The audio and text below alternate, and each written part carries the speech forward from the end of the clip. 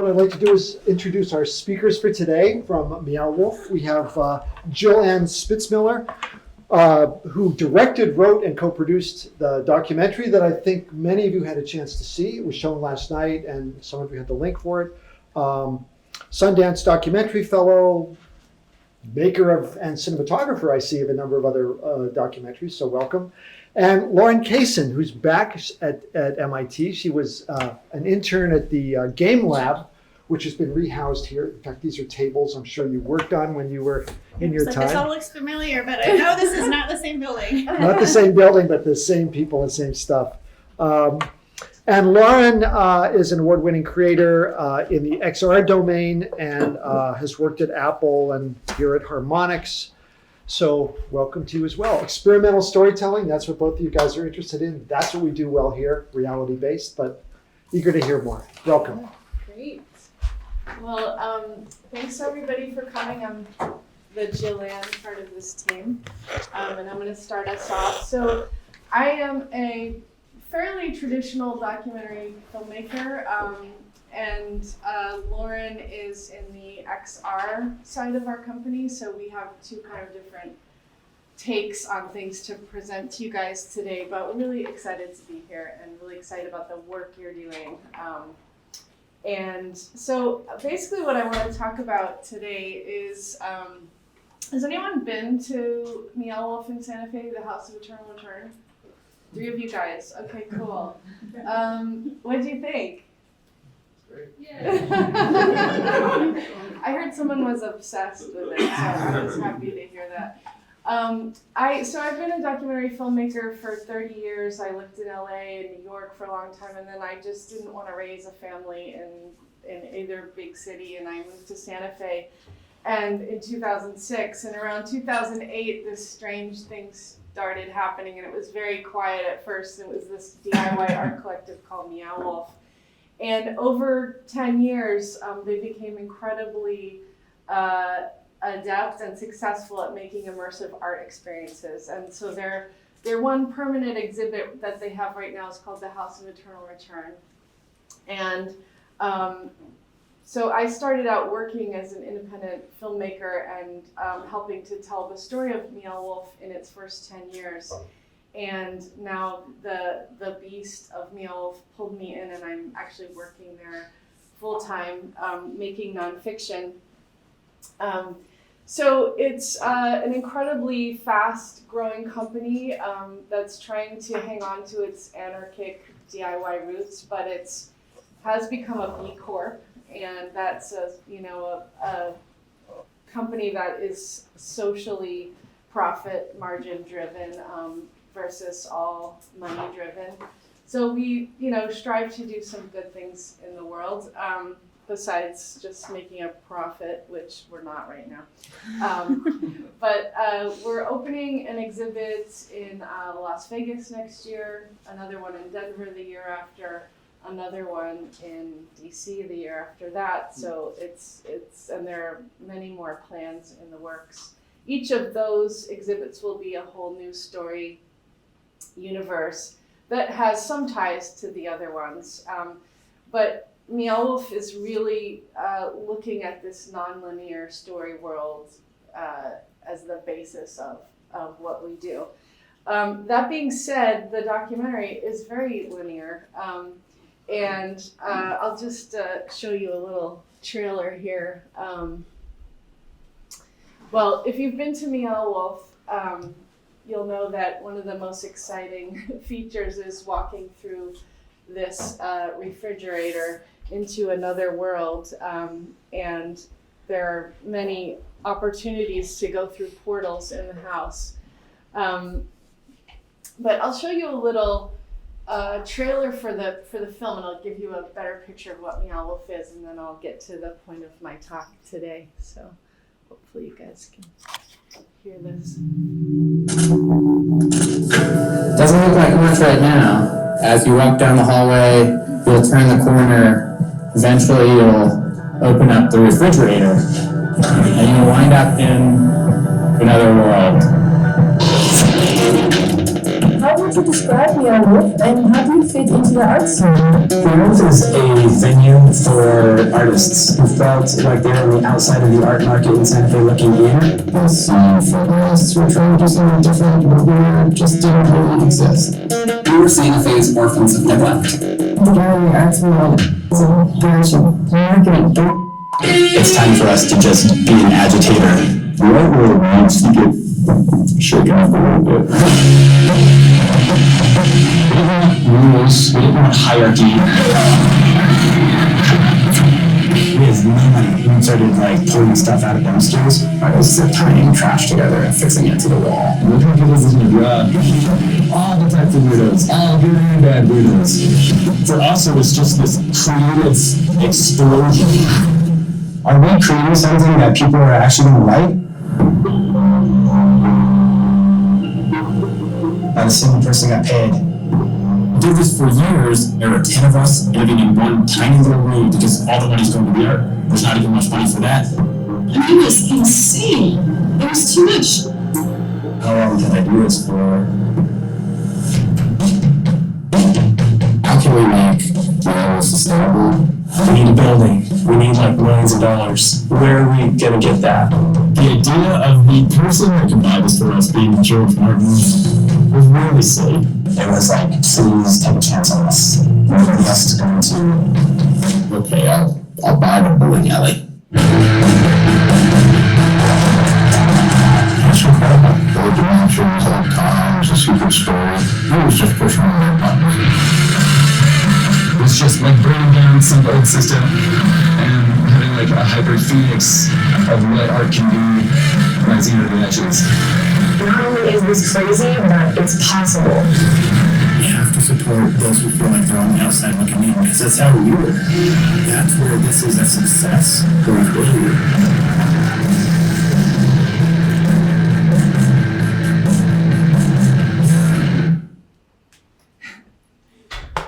Is volume okay for you guys? Too loud?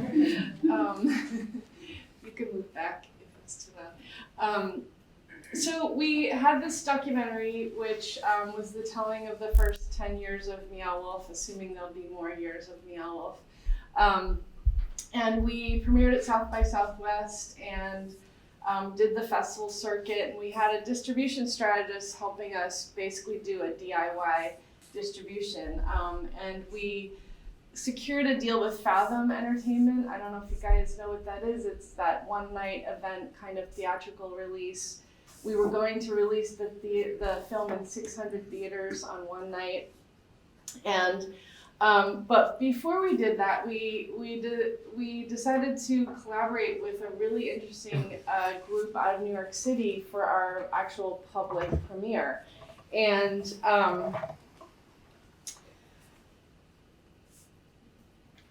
basically what we came up with and what they really created for us was an immersive documentary premiere. So it was our public premiere in New York City. It was 2 weeks before the Fathom release.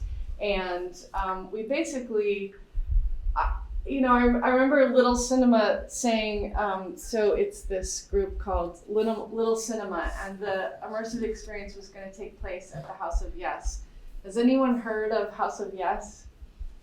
Yeah, so it's this crazy venue in New York City, sort of anything goes, lots of burlesque, lots of, kind of naughty business going on. It's a really fun spot. And Little Cinema was founded by a guy named Jay Rinsky, and he basically takes films and kind of messes with them. You'll see what I mean. And it's sort of like a DJ, but working in the video medium. So it's like a live experience. He takes the film, he asks for extra files, he asks for extra music, and I'm supposed to check in for my flight tomorrow right now, but I'll do that later. He basically takes the film, and I didn't really understand what this was going to be. He was like trying to explain it to me, and he said, well, I take the film, I kind of remix it a little bit, and there'll be a little bit of performance, and I thought, Okay, that sounds pretty interesting. Little did I know what we were actually getting ourselves into. It turns out this is the first film that he's ever premiered in this way. He usually takes films that have been out for a long time and remixes them and recuts them, so that mostly people who go to these experiences have already seen the film. He'll take a classic film and kind of remix it and make a party out of it. But this was our actual premiere. But in the spirit of Meow Wolf, which is really maximal and like anything goes, we said yes. And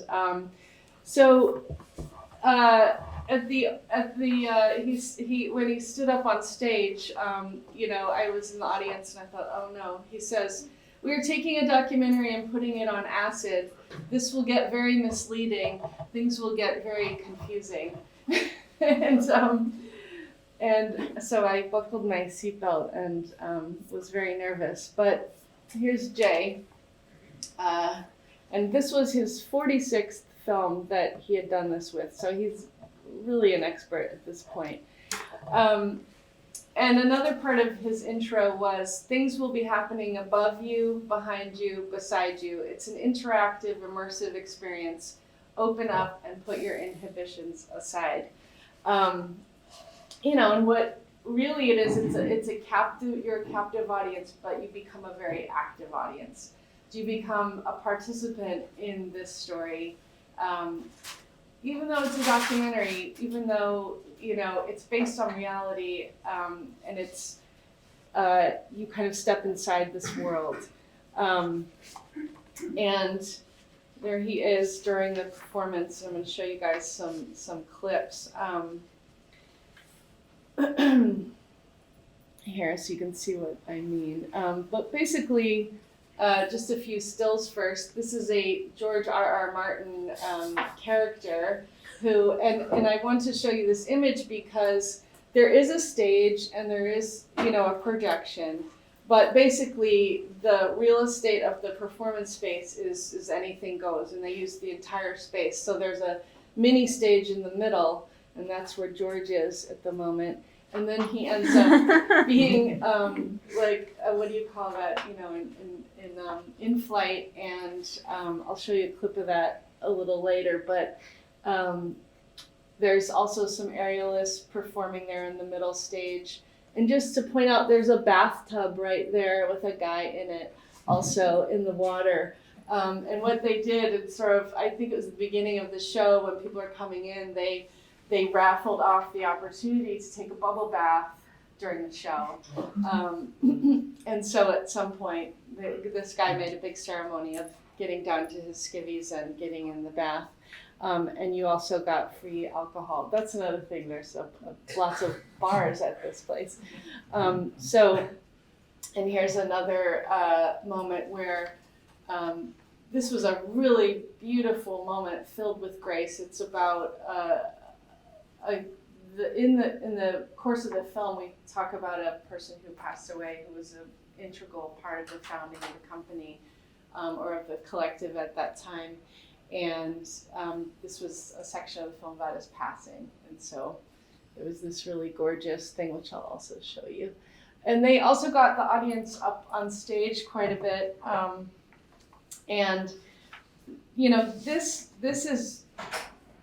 This was the really interesting part for me because it is like this idea of like 360-degree storytelling. And what was so inspiring about having this experience as a filmmaker is that we hoped that the film would really inspire people to make their own art, and I think just being part of the audience was a part of that. And as you guys know, you're all pushing the boundaries of what documentary is, and I think documentary as a form can be kind of confining. We are supposed to tell the truth, we're supposed to be very ethical, but what I loved about this experience is it sort of was that combination of documentary storytelling and the suspension of disbelief. We can kind of step into this other gray zone here where maybe there's a more visceral version of the truth, or something that really resonates. And you know, as we were, there's some of the S&M kind of undertones or overtones of the film, of the performance. This was during a section where they were talking about finding investors. And I was gonna show you that clip, but I thought, I'm not sure how, you know, what's the water temperature here. Anyway, just more fun here. And what I thought this experience did really well was connect. So it really connected everyone in the audience to the playful spirit of this film, to the playful spirit of the themes, and what, you know, in essence, Meow Wolf is about, which is like breaking down your expectations and really kind of overthrowing the norms. And when we were making the film, we joked in the edit room. I had a co-director, Morgan Capps, and an editor, Alessandra Kalsa, and we, you know, spent a year together in a small room really crafting this film together. And we always wanted like to put dance intermissions in the movie, like make people get up and dance, and you know, ultimately like that's really not practical. People would probably get really upset. But I was really thrilled during the performance when there was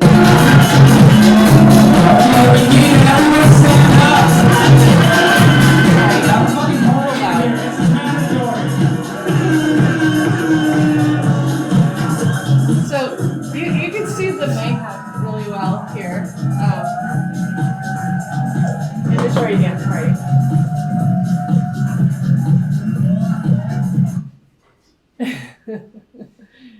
I couldn't really have been more happy. And then I wanted to show you like a clip of the film as we made it, and then a little snippet of how they interpreted that through Little Cinema in the House of Yes. So this is a clip kind of 2/3 of the way in the film when the collective has had a big success with this exhibit called The Do Return. And they've built this huge ship in a big art gallery in Santa Fe, and it's an interactive exhibit with a story. But it has to come down after 3 months. And it was a huge unexpected success. They made a lot of money, and they realized, oh, we have like a viable model here. We could keep doing this. But what happened was, after all that money, the art collective fell apart. And there was a lot of infighting, and you know, where are we going? Who are we? What is our soul?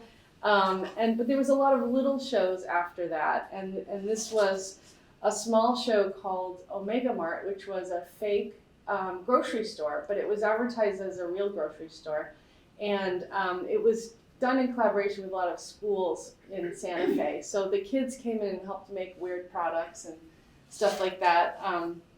Anyway, just to give you a little context for the clip.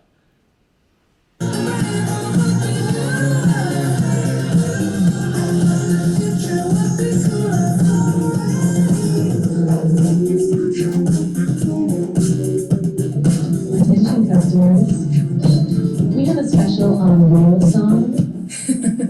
Whale Song is a deodorant that came to me in a dream that I had. The scent is Calling for Peace.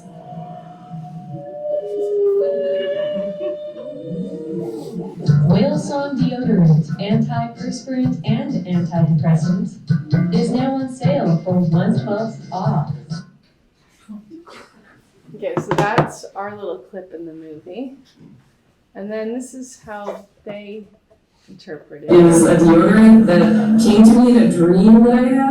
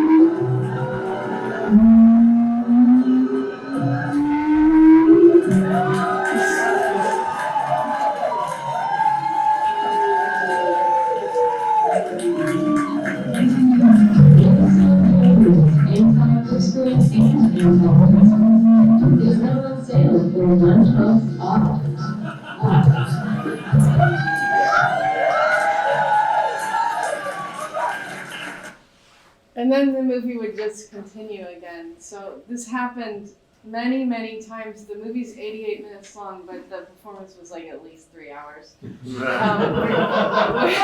With an intermission, and I have to say I was really exhausted at the end, but I also felt really full of joy and gratitude. And so just to show you guys a couple other clips, there's our George clip. This is not to be missed. The Victoria House, lost in time and space, other dimensions, other times, the secret story, the FTV7. He was just pushing all my buttons there. He probably knew they were my buttons because I'm a science fiction fantasy guy. And he's like, well, how much is it going to take to renovate the building? And I'm like, it's going to be like $300,000, man, like no big deal. And I said, where did you get that figure? A couple of weeks later, his contractor comes back with a number that's like 1.8 million to renovate. And we had to go back to George, and he's like, what's this? This is the number down here? And we're like, yeah, the number is $1.8 million. And he just like sits there quietly. It was a desperate plea. It was like, please take a chance on us. You know? And nobody else is going to. If it's been okay, I'll buy the balloon out of it. I'll buy the balloon out of it.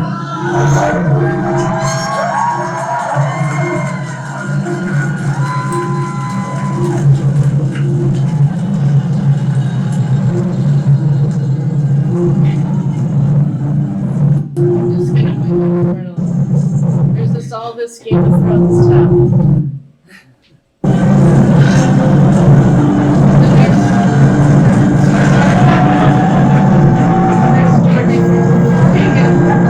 Dropping money everywhere. Anyway, you can see the humor in that, obviously. That's what I also loved. Like, there was just so much humor in this performance, and it really, like, it parodied Meow Wolf in just such a great way. And a lot of the founders of Meow Wolf were at the screening. I could just see them sort of looking in horror and glee at the same time at everything that they were doing.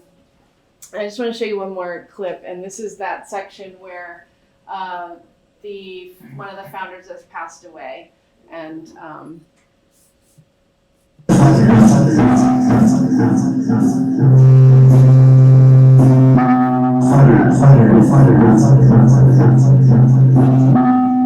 the guy in the bathtub. It sounds not great.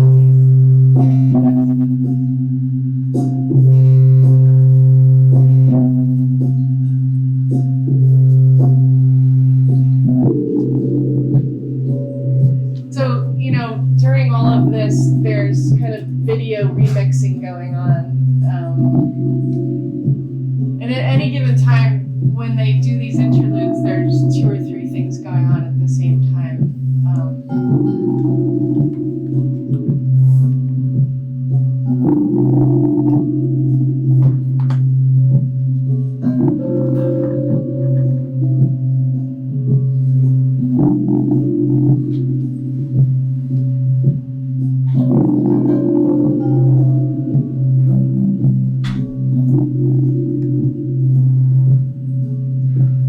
The guy who passed away was a photographer, and he had mental illness, struggled with mental illness, and he basically passed away as a result of some treatment he was getting. So it was a really tragic, unexpected death.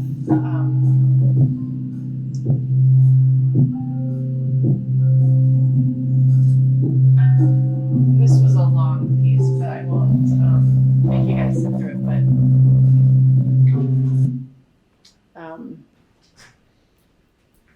yeah, so anyway, that's a little taste of this immersive experience, and I, you know, as a filmmaker, it was like the most memorable thing that's ever happened to me with my work, to see someone else take it and interpret it that much further. You know, we worked for a solid year in the edit room, using all kinds of different visual material, animation and archival and footage we shot and footage other people had shot, and it was a real mishmash. But then to see it just taken to such new heights was really exciting. So I highly recommend working with Little Cinema if you ever have the chance. And I also think about, would this have worked on my other films? My other films are not as maximal. I'm a cinema verite filmmaker for the most part, and they're very observational. But I think it's really interesting to think about doing this with, the participants who are in your film to begin with. Can we take it that much further and bring them to the screening venues and not just do Q&As, but in the case of my previous 2 films involved Shakespeare companies of really unique sorts. One was in a prison and one was in a nursing home. And, they were performing, and it would be interesting to kind of expand this notion. And so I've been thinking about it a lot in terms of really juicing up the documentary viewing experience and making it more participatory, which I think is really important when we think about documentaries as agents of social change, and although this is a very kind of expensive, time-consuming endeavor, I would venture to say it's super impactful on the people who come and experience it, and I heard as much. So I'm really interested in kind of how this ripples out into, taking other subject matter and doing this with it. Anyway, that's my bit for today. So I guess, will we do questions at the end Whichever you altogether, prefer. or maybe we should just let Lauren go so that you have enough time, and then we can kind of share Q&A after. Sounds good. Does that make sense? Okay, cool.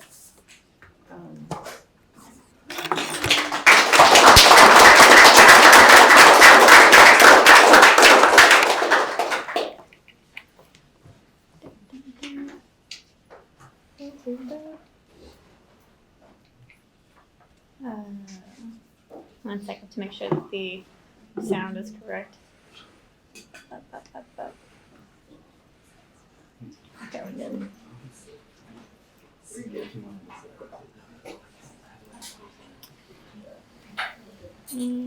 Cool. So hi everybody. My name is Lauren Cason, and I am the creative director of Interactive at Meow Wolf.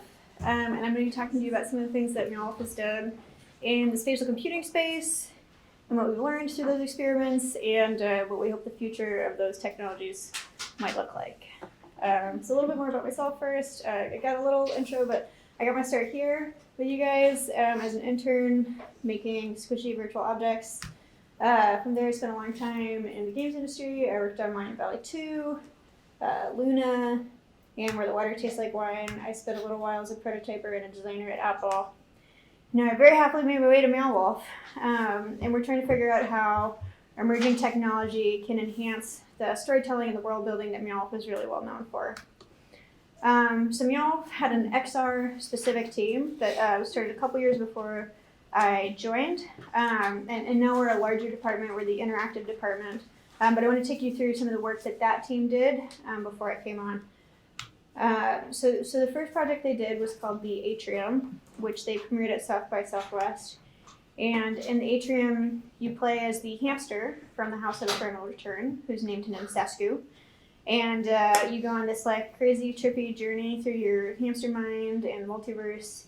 But you're also seeing the set from the Santa Fe location as if you were the size of that hamster.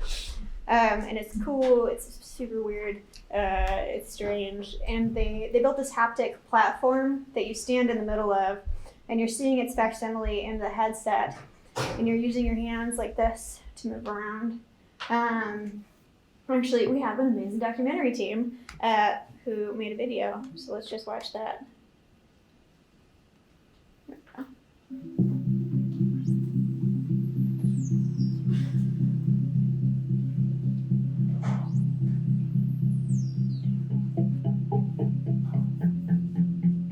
One of the first problems to solve when designing an experience is locomotion. So we created a way for people to explore massive worlds without having to teleport around, something that often breaks the illusion of the virtual world.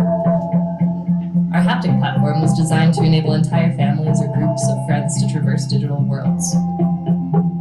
They can experience the feeling of flight without even going anywhere.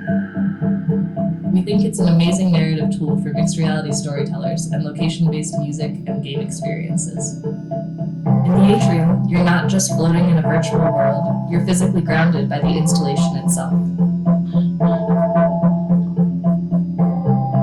Similar to our Santa Fe exhibition, House of Eternal Return, Meow Wolf designed the Atrium so that anyone can have their own unique experience with the story.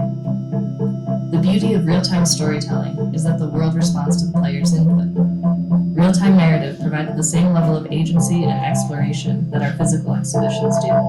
We chose not to use conventional controllers to make the piece more accessible. We worked with Leap Motion and their dual camera sensor to track the movement of your real hands.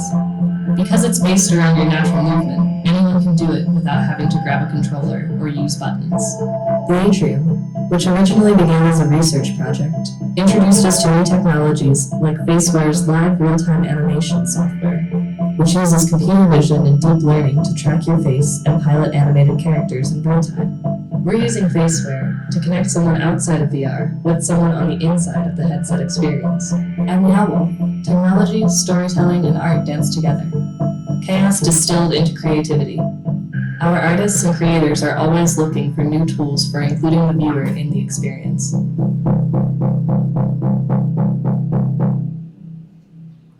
So that was the Atrium, and that was Meow Wolf's first step into VR. And it was the first thing that I saw from this department, and I was really intrigued because I'm somebody who gets really sick in VR, and you were flying around in this really smooth motion, and I didn't get sick. And the platform and I think the storytelling and all of it did such a good job of immersing you. Like you could just take a graph, like you can, if you want to have to platform, you can have to platform. But this was the first time that I had seen it all come together and really well integrated. So the next project that the team did was a pop-up with Microsoft. And Microsoft brought their volumetric capture to the House of Eternal Return in Santa Fe. And they did something pretty cool with it. There's another video. Or there's not another video. There we go. Something that's really cool about Meow Wolf is that there are a lot of different technologies and a lot of different ways that people can interact with our work. And so just figuring out a new mode of interaction for this kind of technology was a super fun experience. Today we are inviting friends and family and some of our participants from the exhibit to come and get a hologram of themselves.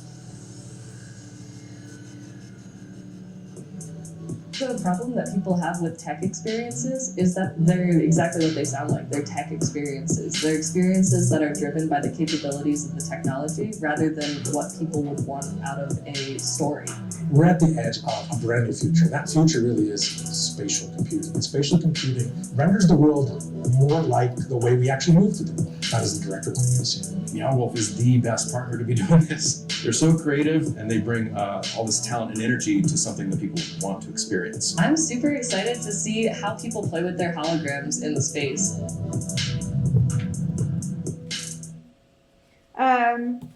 So they had about 60 to 80 participants per day, totaling in about 280 people over 4 days, coming and getting a volumetric scan of themselves. And we also did 10 Meow Wolf characters and multiple scans. And there was also a lot of set building that went into this. So like building the actual space that you'd get your volumetric scan done in. This one's my favorite. So you'd get an iPhone or an Android app at the end of the experience that you'd be able to put yourself out in the world with. You should put yourself with your cat. And then after that, they built the Navigator, which is a giant mech.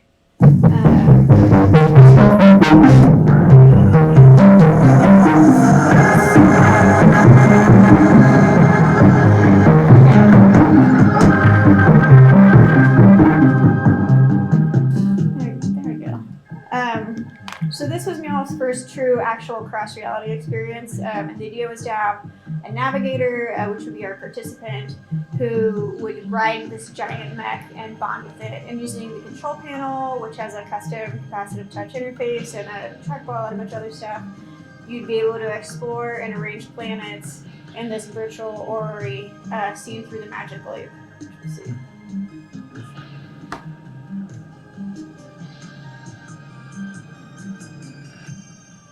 Yeah, so that's what you would see.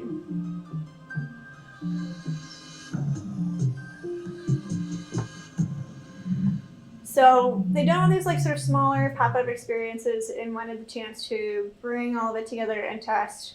Okay, what would it actually be like if we could put headsets in an exhibition and you could walk through an entire exhibition and be experiencing content on top of these built worlds. And so that was when I joined. And we did a project called Neighborhood Autos, the garage. And in this, we really wanted to expand in a big way on what we'd started to test with the Navigator and have this fully immersive world that a mixed reality headset could be seamlessly integrated into. And it took place at a warehouse in Santa Fe. And the story being that you've stumbled onto a multi-dimensional auto shop. And you made an array of characters there, and some of them are friendly. Some might be not so friendly. And the big purpose behind the project was really testing the headsets and whether they could do what we wanted them to do. The time that we spent the thing we spent the most time on was not the headset content, but the set and world building. So, for instance, this character was named the mechanic. And she's wearing a magic leap, but she never hands it to you. You don't get demoed anything. You're not using it with her. It's just world building. It's the fact that the characters here use these. This is part of the world. We had these brochures for them. We had posters in the background. We renamed the technology. We called it the constant positioning system. And like really trying to place this exists in the world that you're living in here.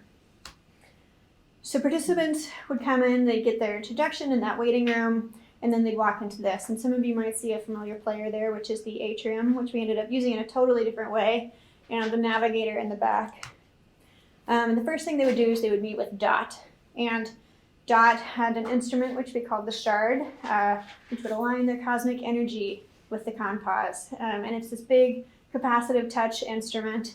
I'm going to show you a video, but taking videos with Magic Leap is like truly awful. So like, don't judge us. It doesn't actually look like this. So you can see a little bit of the experience here. But you get the picture that you'd touch the instrument and things would sort of come up and they'd be happening on the instrument in front of you, but also in front of this box. And real talk, we had a giant robot. People loved the box. So what our participant cats? No, I think it's like the refrigerator moment in the House of Eternal Return that you have expectations about how a box is supposed to be. You have expectations about how a fridge is supposed to be, that when I open up a fridge, it's not supposed to be a portal into another world. And so having that quieter moment of discovery with something that you have expectations about how it's supposed to work already, rather than like going all in with the most fantastical and the most crazy. You know, like if you walked into Meow Wolf and the first thing that you saw was not a New England house, and the first thing you saw was like the forest and all of the insanity there, I don't think it would be as special. So yeah, we know how boxes work. And I think that was actually part of where the mech failed, was that when people would get on, they were just totally overwhelmed. They were like, I've never been on a giant robot. And so they were not engaging with headset content in the way that we were hoping that they would at that point. So that was a real point of learning for us, that like in the future, maybe the places that we want to put headset content or AR activations is going to be quieter moments, the places where people rest, hallways, corners, that sort of thing, and not being like, we're going to put it on our most giant, craziest thing. From there, participants would be directed to this actor, Trey, and you would do something super cool with Trey, which I cannot talk to you about, but you will hear about it soon. Keep your ears open. And then Trey would get very annoyed with you that you did not have insurance, and you were sent to see the administrator. And the administrator would have you fill out some paperwork and then ball it up and throw it on the trash pile. And if any of you have been paying close attention, that is the Atrium. It was our first VR project. The Atrium is several thousand pounds of steel, and it was in our warehouse. And we were like, well, we can't move it. We can't use it right now because of the way we built it. So we needed a narrative reason for it. So we piled a bunch of weird trash on it, which is like not a hard thing to find in New Mexico. And we put a portal over it in the headset. And it's like, we're not Portland, we're Santa Fe. So instead of putting a bird on it, you put a portal on it. And, it was pretty simple. And we tried to keep the level of interaction on this really light. So it was not doing anything that, the only reason it had to be there was that it was a trash portal. And this was another one of people's favorite parts of the interaction. And I think because it adds to the world building that you might just have something that exists in the world. I think a lot of people's expectation when they see content in headset is, oh, that should be interactive. This is going to be the big payoff moment. But the fact that their first thing was, oh, no, that's just our trash portal. You don't have a trash portal?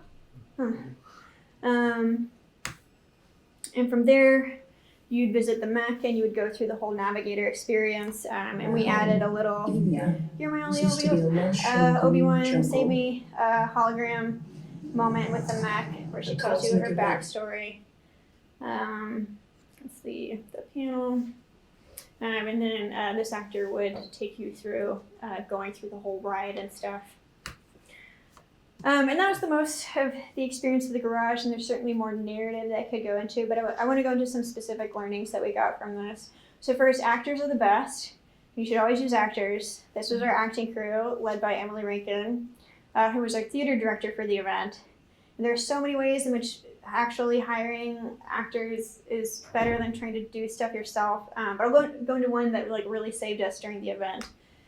So on a practical level, anybody who's working with emerging technology knows nothing is ever going to go off without a hitch. And an actor is probably going to be better than you at improvising. So, for example, in the middle of the event, the mech just stopped working. And we assumed there was something wrong with our OSC messages, and we're all in the back on our computers with Unity like, and our actor who's taking people through the mech experience didn't skip a beat. She came up with a story on the spot, and several of the people going through didn't even know that they'd had a different experience than everyone else. So what had actually happened with the mech was that it blew an actual fuse, which we were all like, wow, we assumed it was Unity. Of course, it just actually failed. But yeah, getting actors instead of trying to docent experiences yourself is, I think, one of the best things that you can do for immersion. The next is build your world. What are the words that we are using to talk about this technology? That it is mixed reality, that you are mixing it with reality, with the world around you, and spatial computing, that it has to do with space. And I understand the limits of demos and conferences and budgets, but that is a really core part of what makes this stuff so exciting, and I really rarely see that being taken full advantage of. And remember, I'm not saying build the robot, but I'm sure that many of you could probably build the robot. You might just need a box. And speaking of spaces, I think a lot of the inspiration that people take when building mixed reality experiences comes from games, which in a lot of ways makes sense. It's, we're using a lot of the same technologies, we're using the same engines, and I came from games, so I'm looking at those for sure. But we should also be considering installation art. This is Anish Kapoor. This is a piece by James Terrell. We should be looking at set design and theater and interior architecture.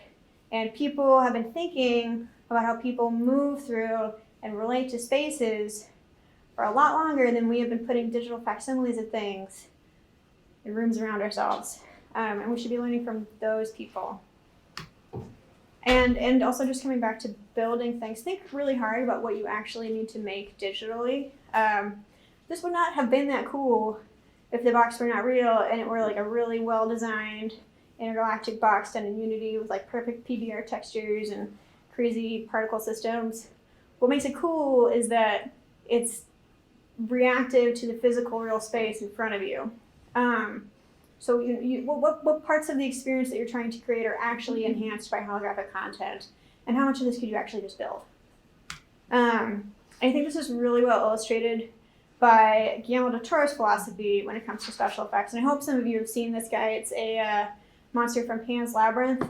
And 90% of this was done with makeup, but the ways the eyes moved, and if you've seen the film, the legs get hollowed out. Like that was done with makeup. So your subconscious is telling you, okay, like I know that what I'm looking at is real, but there's something really wrong with it. And I would really love to see more mixed reality experiences where that's being really considered. And I love this quote from him, that if the physical is leading, that the digital will follow. And that's how you're gonna get really good content. And lastly, a little call to action. I firmly believe that this technology is coming whether we like it or not, and it is going to change how we interact with our world. And the people and the places that are actually defining this stuff today and right now are enterprise and military. And I know that's how plenty of technology comes about, but those cannot be the only groups that are defining the literal lenses through which we are going to look at our world. So when you are working on this stuff, please involve artists and collaborate with them and make some really weird stuff. Thank you. I can't wait to see what you make.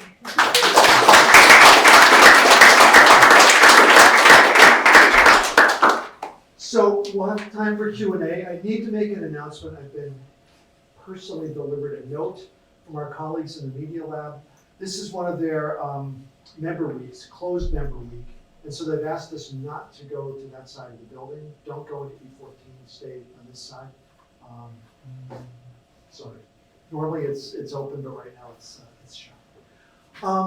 Jilann, can I start with a question for you? So this experience, there's a genre of documentary called live documentary. People like Sam Green do it, where they perform documentaries. This was a little more exuberant than I've ever seen before. And I wonder, just what are your thoughts in terms of makers who want to see their documentaries in that space? There are makers who do that because the business model actually works. You can make more with a performance than you can trying to distribute a documentary that doesn't get on Netflix, it sounds like. Would you make things differently for that kind of more open improvisatory setting, or would you still try to exercise control? What would you do differently if you thought this is the way I'm going to show my work? That's a really good question. I think what comes to mind is thinking of chapters of stories and natural breaks. You know, I mean, those exist in a film I would construct anyway, as transitions or, you know, time passages or things like that. And I guess I might think a little more deliberately, but I think this was such a rich experience because visually the film has so many different visual elements and textures and colors and sounds to it. It's not real life anyway, it's already magnified by the visuals and the sound. So, you know, there was a lot of crazy stuff to jump off of, and I think that really helped. So if I was going to do like an observational film, which seems like a weird fit for something like this, I might still think of how can I visually be a little more out of the box as a, you know, a leaping point into this other fantastical realm that will be performance. Yeah. Yes. The whale-song dancers evoke jellyfish. Yes. Is that just so obvious that I shouldn't bother have asking? They were jellyfish. Yeah. I mean, yes. Thank you. Yeah, and I think it's just like, oh, let's go off into the ocean environment and, you know, kind of be silly and whimsical and, yeah, just a moment of fun, really, I think. Thank you. Yeah. Yeah. So can you tell me about like some of the reasons for people to like come back and see it again, and yeah, like what is this just something where someone's like, okay, I kind of get VR, and, you know, and like like, it was kind of sticky. What was bringing people back? Mm-hmm. Like well, it only happened for 2 nights, so it wasn't like you know, but I think the chance to participate, you know, kind of like in Sleep No More, where you become, you know, part of that performance. There's the chance to participate in this. Maybe you didn't get to the first night and you want to, you know, the next time, and you know it's coming, so you know how to kind of get yourself up in the queue, or, you know, I think it's like the rowdiness and the like totally taking the lid off of things. Like, it felt really good, you know? So also Atrium was only like offered for a bit, or like when was that South by Southwest? All of those experiences that I showed you, all of those have been really short pop-ups, because like, we don't know yet what the stickiness is going to be. We're still figuring it out. No one's figured this out yet. Like, the only thing that I've seen, there's, you know, we've got VR arcades, and like, there's that thing in downtown San Francisco with the HoloLenses. But yeah, this is all still like very much research oriented, and we haven't had a large or long run event yet. And we want to make sure that we've done our research and we've answered the question of what's going to be fun before trying that out. In particular with the world building, I was wondering if people really wanted to like, you know, then come back the next day with someone and be like, look what I built, or but I guess it was all like kind of ephemeral. Like, it would, as soon as the experience is over, right? You can't go back to but change. That's something that we definitely are interested in looking into, is like, how could people participate in like building the Meow Wolf world. We're doing some cool stuff around that right now. Lauren, could you tell us about your research methodology? How do you guys research? What are you researching? Are you looking at how people experience? What do you do? Well, we have some user researchers in our department, which is a big part of what we do. And then actors are so great. Please hire actors, pay them. They are great experience testers, because they're the ones who have been like going through stuff with people every day, and they're the ones who know like, oh, this is where I keep having to like improvise, or like people really don't get the headset because of this. So making sure that you're collecting that feedback is so important. And we do a lot of paper prototyping as well. So especially when you're working with physical spaces, like we're working on an experience right now, which we're like testing out some stuff with phones. And we have a bunch of index cards which we've drawn phone screens on, and somebody who follows you around and then hands you the other screen. And just trying to be like, okay, like if I'm walking around this space and I'm seeing something that's like this there, and then I go here and I do this, really testing your assumptions by playing through the whole thing.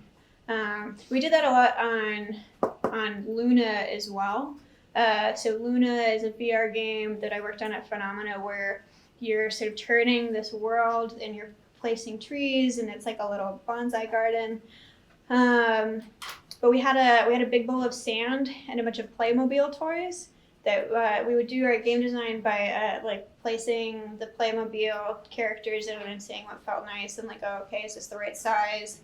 If this thing is like that close to my face. So like doing as much as you can in the real world, especially with mixed reality, before building content out.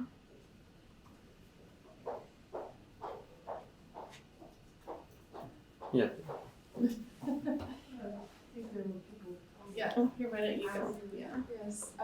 There's so much about the experience that it seems like you just have to actually be there. How do you reconcile trying to capture and document that quality while you're dealing with, a two-dimensional screen? Like it definitely seemed like it came through during the whale song Jellyfish. Like I could see like being in the audience and having that moment where these lighted jellyfish come out around you, but it seems like that's something that was probably difficult to translate. So how do you go about that? Well, there's no actually intention to present this two-dimensionally. It was such a 360 experience, and this is the first time I've actually talked about it. It really just has to be something you experience, So I think this is a poor substitute for actually being there. And I would just say next time we do it, you gotta be there. Because it's also like, it's just about letting go. And here we are in like a little intellectual gathering and all that. And this was like let go of your everyday existence and just go on a ride, you know? So it's, I think keeping the purity of that is important, and, you know, yeah. And I kind of had another thought about your question, which is that, you know, when I make a film, there's always these places I want to go that maybe are more indulgent, or like I want to, you know, feel that feeling for a while. Someone's just passed away in the narrative, and I am like grieving that in a way, and I need time to process. And usually in this like 3-act structure or whatever, it's a 90-minute film. If you want to get into good festivals, it can't be really too much longer. There's no time for that, and there's no time for that kind of more spiritual experience, you know, or that intangible experience. And I think, you know, you could really think about going to those other realms as you're making the film itself, you know, if you know this is the end result. Yeah. There were other questions. Cool.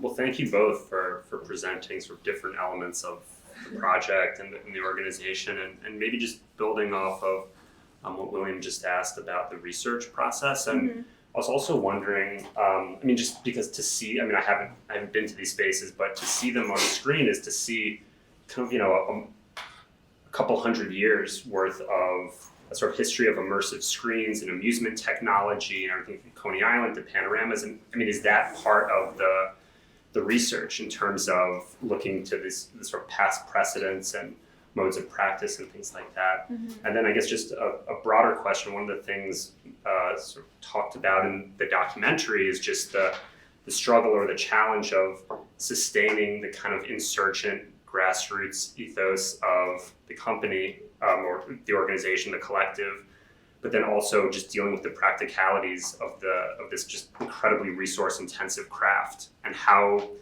is that managed? I mean, is it through conversations or workshops and oversight committee?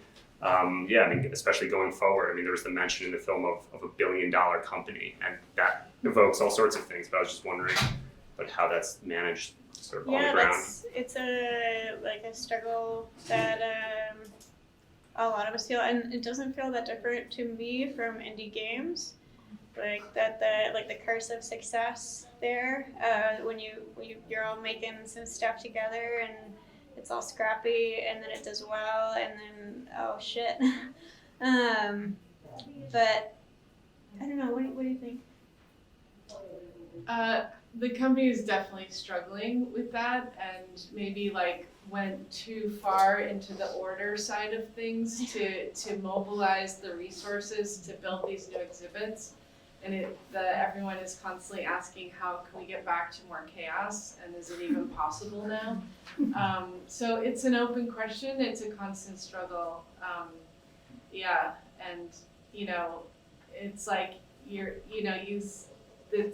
it's a creature speaking out of both sides of its mouth, and that's confusing, you know, as an employee also to like navigate every day. So there's a John Cleese talk about creativity, which I love. I also always, whenever I talk about this talk, have to give the caveat that he makes a lot of jokes that are not very cool anymore. So recommend the talk, don't recommend the jokes. But he talks about the open space and closed space creativity, and that you can't spend too much time in either space, that you need to be able to think crazy outside of the box, no boundaries, and then you also need time that is like really specific and like, okay, now we're building the thing. And I feel that struggle at Meow Wolf, where yeah, we want that chaos time, but we need that closed space time to build the kind of things at the scale that we want to build, and like that's just art. Like that's always going to be how that is.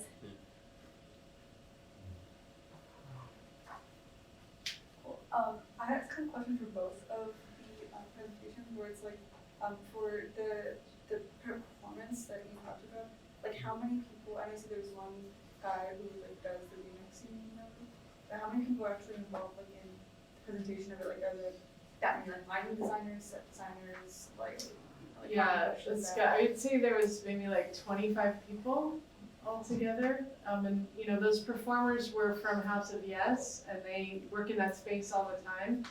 And they all together collaborated for 2 weeks to come up with what numbers would they do and how, and but it's also very like democratic. You know, there was not really like a director per se.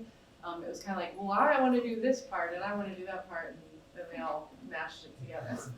Yeah. Also on the same thing with like how many that you're talking about, thinking about like the dynamics of like architecture and whatever. Like how many like people do you have looking at set design and lighting and all those things that come together?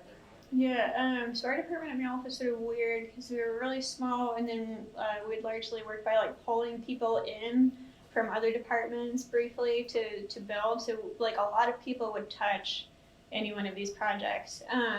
We have Emily Rankin, who is like our theater person. She's directed a bunch of plays. She's an actor herself. She came from, she was an actor from the House of Eternal Return before joining our team, so she's been like the person in that space.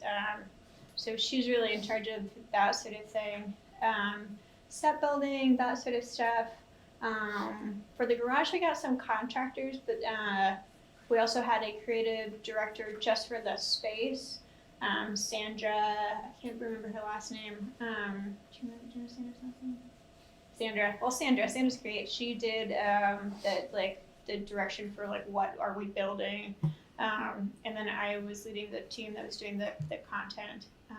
It's probably maybe like somewhere between 20 and 50 people touched it over the course of a month and a half. Also, yeah, that the whole thing came together in a month and a half. You know, works on insane deadlines.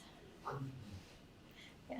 Yes, I'd like to get back to the box, although you want to think outside of the box. Yeah, I love the box.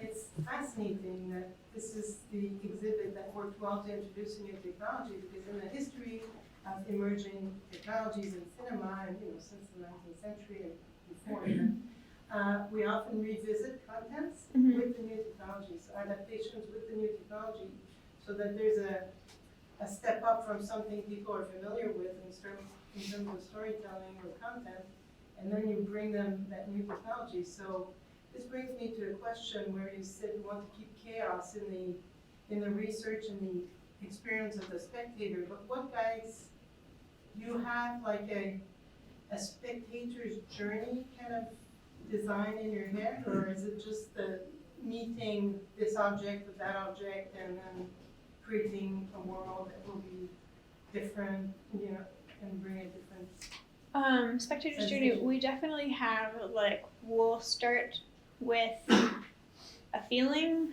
okay, what, when you left this whole thing, how do we want people to feel? Like they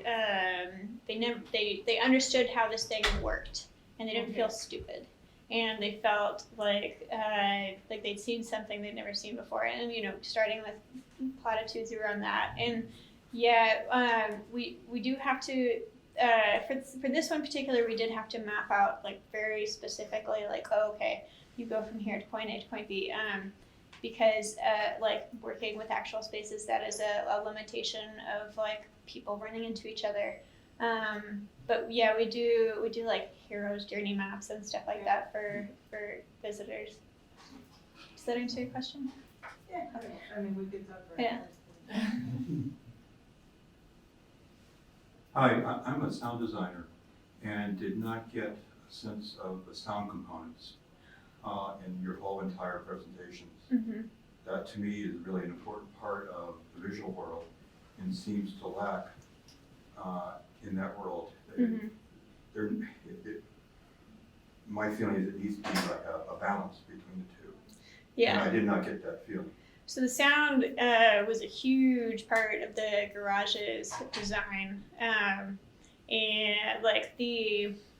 the Navigator had solenoids in it, which were shaking it, and the metals that were chosen because of the sound they'd make when they were being hit.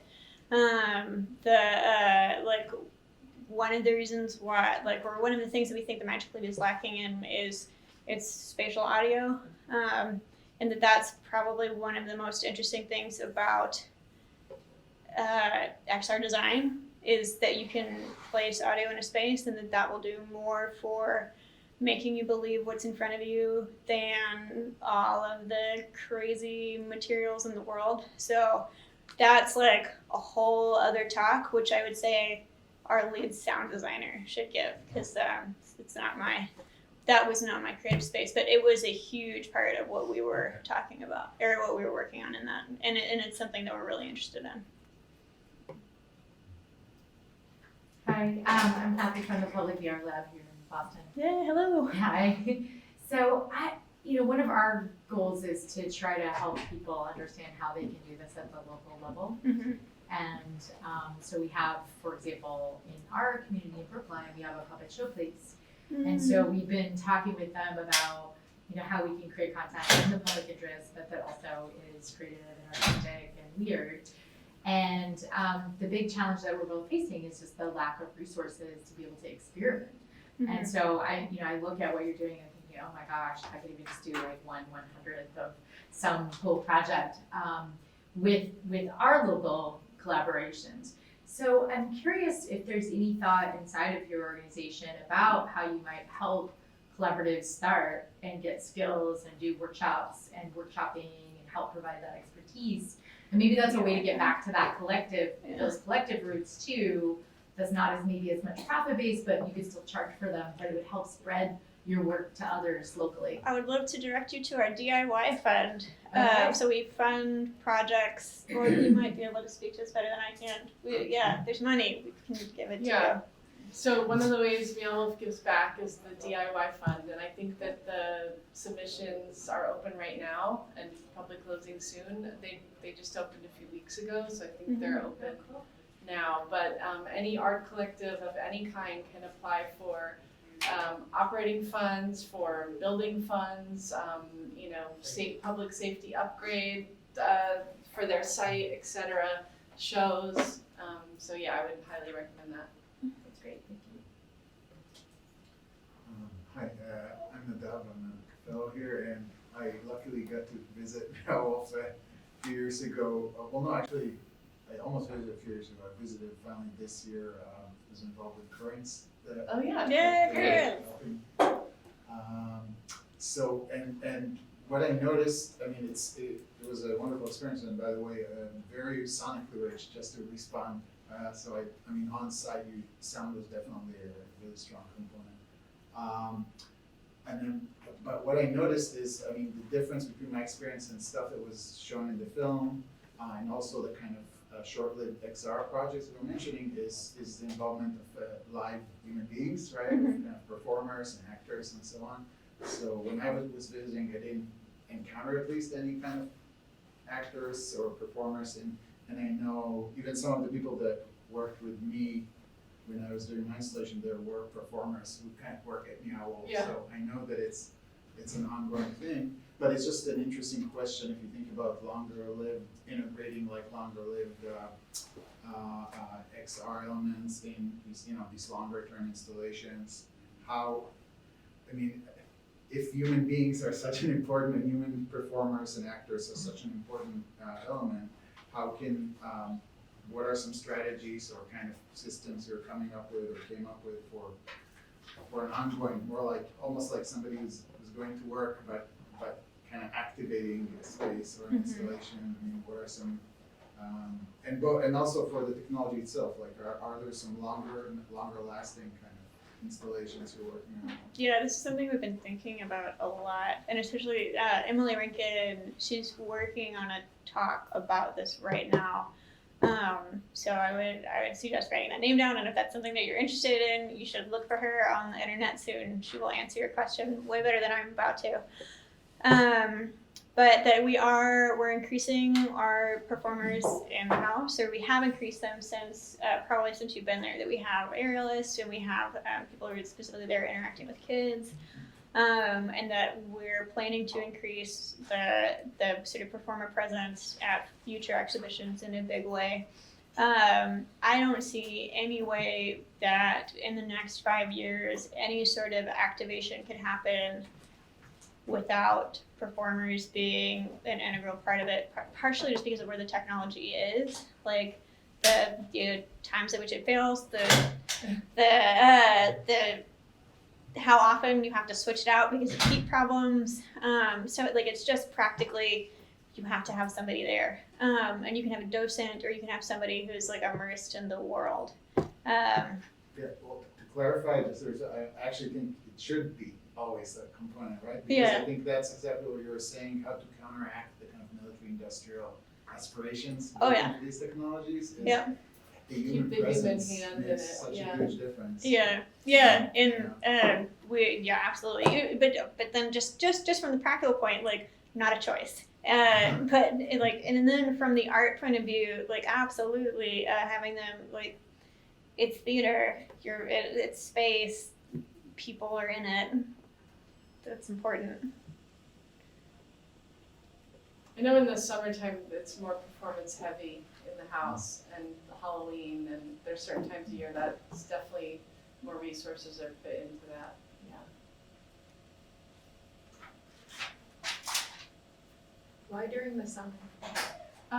Probably economics work out better. You know, it's a higher cost to operate with performers, and we have more attendance, I would guess.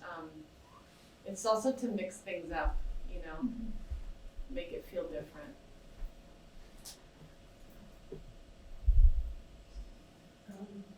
Yes. Yes, thank you so much for your presentation. It looked totally wonderful.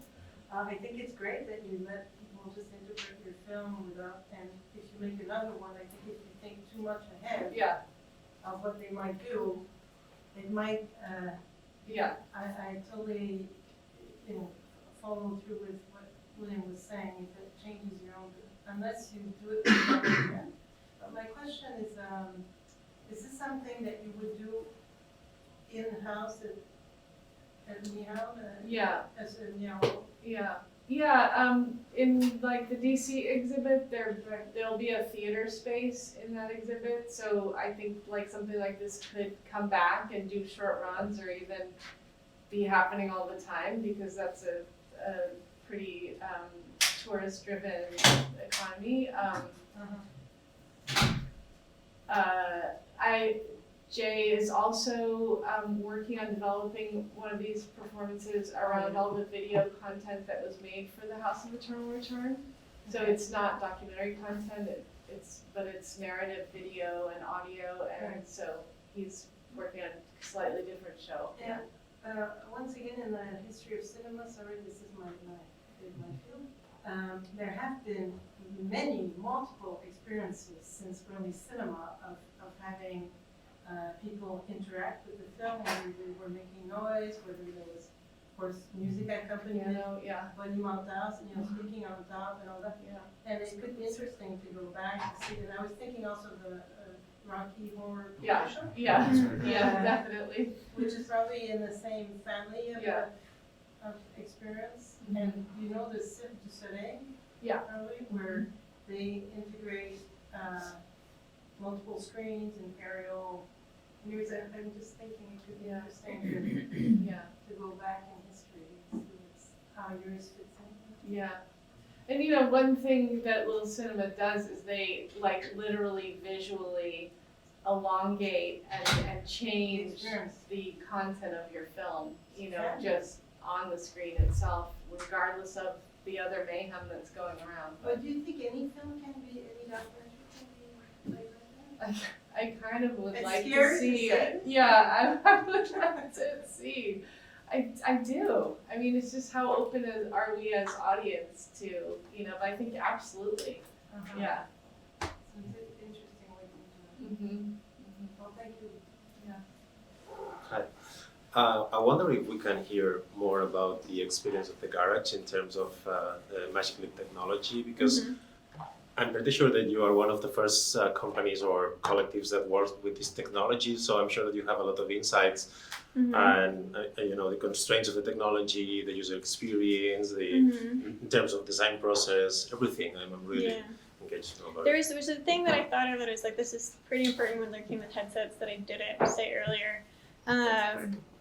That like the biggest hurdle that people have is the field of view. That like people put it on and they're like, oh, I can only see like half of the thing. But We didn't end up getting that feedback if when people put the headset on, they see everything, and they don't, and nothing is cut. So we ended up choosing the spots in the room where people would put a headset on really carefully because of like what they would see from that point. Because when people didn't seem to care that things got cut off when they walked up to it, but they really cared when they were first having their experience. Some other stuff like general, everybody wants to grab it here, which is where all of the sensors are. So whatever you can do to counteract that choice, we ended up having it where actors would be the ones who would put it on your head, because otherwise everything goes to shit. Like you can't, it stops tracking, lose everything.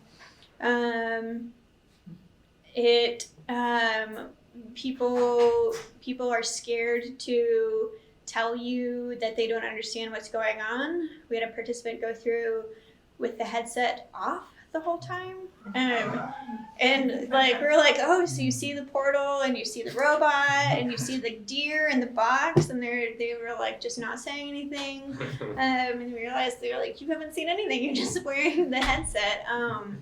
So whatever you can do to counteract that, like people are, especially like if you're not working with technologists, like one of our big audience, this was a big thing for Monument Valley as well, was that we wanted to bring in people who might think like, oh, games are not for me. So you have to consider like, how do I make this friendly to that person? So like what can you be doing about how you're designing your experience or your headset or whatever you're doing to not make people feel dumb? What were the other big takeaways? Heat is tough. And this is true for any headset, but we had a lot of fans in the room that we were putting them in front of and having to swap them out. And like that's gonna get better with time. What was the duration of the experience? The experience was probably about 45 minutes, and a headset would conk out probably about at a half hour. That caveat there being that we made this really quickly, and so like we were not optimizing anything. So I'm sure that if we'd had a bit more time and we had been more careful about our construction of our Unity projects, that we would not have had the heat problems that we did. It's not just the hardware, but that was a tough thing.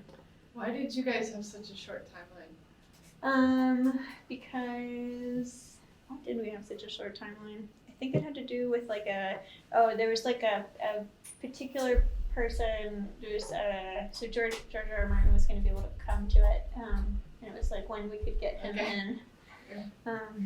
We use George for everything. Yeah. Yeah. George. Yeah. And also, I think those sorts of deadlines, like as long as it's not killing people and you're not making people work too much overtime, and you're being human about it, it can be useful, especially with emerging tech, because it gets really easy to be like, oh, let's all like just think about it really hard for a long time. It'd be really nice. And what if we did this? Like actually getting down and be like, no, we have to build it. We have a month. Like, what can we do? Like that sort of fire under your butt can be really helpful.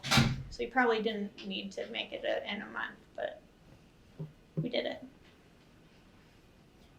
Can you talk about working with a corporate partner and how like strategies or methods that you had to get the best results out of like a cooperative, productive, artistic integrity kind of outcome from working with them? We were pretty lucky that they magically was pretty hands off, and we really like working with them because they were just like, here's a bunch of stuff. You should do something cool. The Magic Leap is the only partnership that I've really been hands-on with at Meow Wolf. They came to us for our creative, and because like we get you get the chance to see what it's like to put this hardware like through that many hands and on that many faces. And Did you report back to them about your experience? yeah, so magically they had some presence there the day of. So we had 2 engineers who actually we'd gotten some funding for this project through the Magic Leap Creators Grant program. So and one of the things that you get from that program is like some engineering support. So they had engineers there who were helping us, but they get feedback day of like being able to see the hardware go through this. And yeah, I don't know what else specifically we sent back to them, but I think that was largely it. Yeah. And what about Microsoft? I know that might not have been your tenure, but did you hear things from that experience at all? I don't know specifically what went down in terms of that partnership. Yeah, it was before my time, so I know they did some cool stuff with their volumetric capture team, and I've seen it and it was great, but I don't know the specifics of the partnership. Well, one last question, quickly because we have to end. But what's next, if you can talk about it? Probably a lot more stuff like this. You know, we are still really answering questions, and we're really excited about what putting these sorts of technologies in a space is going to mean, and like what does it mean if like a headset talks over Bluetooth or like RFID or a spatial linker, or like there's all these different ways to put yourself in a space, like a phone. And which one of these things is going to be the best technology to activate a space? So we still have a lot to figure out before like any sort of big reveal or anything. But hopefully someday there will be one. Can I ask one last quick question? Sorry. Yeah, of course. So I don't have anything too exciting to report at the moment. Yeah, I continue to document the company from within, which is a real challenge, as you can imagine. And we're just doing some smaller projects right now. Why do you want to go to do this in Denver and DC and these other locations? What's the kind of impetus? Why not just do this amazing thing that's totally about Santa Fe? I think that the vision is to inspire creativity in as many places as possible, and to not stop by just serving the Santa Fe community and the tourism there. It's been so sort of great for the city economically. It's been great for the residents because of that, and I think there's a real desire to bolster the creative economy, and to shine a light on that, and that's part of what I've heard. Yeah, and that in each of those places, one of the big things about each of those spaces is that it's going to have a lot of content created by local artists. I think it's something like 40% is the hope. Yeah. And that each, we could keep building in Santa Fe, but there's crazy and amazing communities everywhere who should be able to build things like this, and being able to lift that up. Well, Jilann and Lauren, thank you very much. Thank you, guys.